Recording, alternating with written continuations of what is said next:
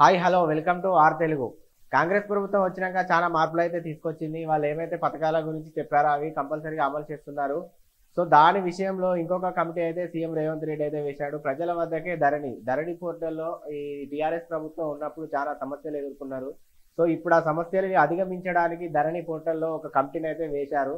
So అది ఎట్లా పనిచేస్తుంది, అది ఏంది, దానికి ఎంతమంది అధికారులు కావాలి, దాన్ని ఎలా మనం ప్రజల వద్దకు తీసుకువెళ్ళాలి, దాన్ని ఎలా మనం అందులో ఆ ధరణి పోర్టల్లో ఉన్న సమస్యలని మనం ఎలా అధిగమించాలి, ఆ రైతులకు ఏవైతే రైతులు ఇబ్బంది పడుతున్నారో ధరణి పోర్టల్లో లైక్ ఎలాంటిదంటే పేరు మార్చడం కానీ, పేరు తొలగించడం కానీ, లేకపోతే పట్టా భూములకు సంబంధించిన రిజిస్ట్రేషన్లు కానీ, రెవెన్యూ ఆఫీసులకు సంబంధించిన అధికారులకు సంబంధించిన సమస్యలు కానీ, వాళ్ళు ఎదుర్కొంటున్న సమస్యలను ప్రజల సమస్యలను తీర్చడానికి ముఖ్యంగా ఈ ధరణి పోర్టల్ అయితే కమిటీని అయితే వేశారు. సో ఈ నెల 17న మరి ఒకసారి కమిటీ వేసి దాన్ని ఎలా పరిష్కరించాలి, లేకపోతే ప్రజల వద్దకే వెళ్ళాలా, ప్రజల వద్దకే వెళ్ళి కొంత ప్రాంతానికి కొంతమంది అధికారులను నియమించి వాళ్ళకైతే ఏమేమి సమస్యలు ఉన్నాయి రైతుల నుంచి తెలుసుకొని ధరణి పోర్టల్లో ఏవైతే సాంకేతిక ప్రాబ్లమ్స్ ఉన్నాయో అవన్నీ సాల్వ్ చేసేలా ఈ కమిటీని అయితే వేశారు.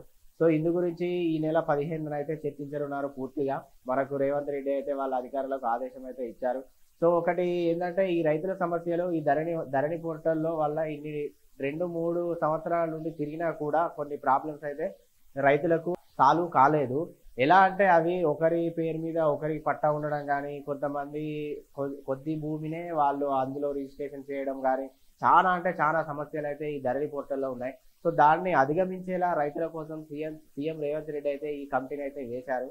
సో మరి చూడాలి మరి ఈ కమిటీ ఎంతవరకు పనిచేస్తుంది ఏంది అన్నది. ఈ నెల 15న అయితే పూర్తిగా కమిటీ వేయనున్నారు. దాని గురించి చర్చించి ప్లస్ ఒక ప్రాంతానికి సంబంధించిందా, లేకపోతే గ్రామ పంచాయతీల దగ్గరికి వెళ్ళి ప్రజల దగ్గరికే వెళ్ళి ఆ రైతుల దగ్గరికే వెళ్ళి వాళ్ళ సమస్యలు ఏంటి, ఎక్కువ ఆ ధరణిలో పోర్టల్లో దేని గురించి అయితే ఎక్కువ సమస్య ఉంది వాళ్ళకు అది తెలుసుకొని పూర్తిగా సమాచారాన్ని సేకరించిన తర్వాత వాళ్ళ అధికారులు వెల్లడించిన తర్వాత దాన్ని ఎలా చేయాలి ఏంది అన్నది నిర్ణయించనున్నారు. ఇంకొకటి ఏంటంటే ఈ ధరణి పోర్టల్లో భూమాత అని ఒకటి పోర్టల్ కింద వాళ్ళు ఒక వెబ్సైట్ అయితే రిలీజ్ చేయబోతున్నారు. సో ఈ వెబ్సైట్ ఎలా ఉంటుందంటే ఈ ధరణి పోర్టల్ తరహాలో ఒక వెబ్సైట్ అయితే నిర్మించబోతున్నారు. సో ఇది ఏంటంటే మనకు చాలా ఈజీగా ఉంటుంది. రైతులు ఏవైతే వాళ్ళ పట్టా బుక్లు, వాళ్ళ సర్వే నెంబర్లు అవన్నీ ఇందులో యాడ్ చేసుకొని వాళ్ళకి ఏదైతే సమస్య ఉందో ఆ సమస్యను అధిగమించేలా ఈ కొత్త వెబ్సైట్ని అయితే రూపొందించబోతున్నారు అధికారులు.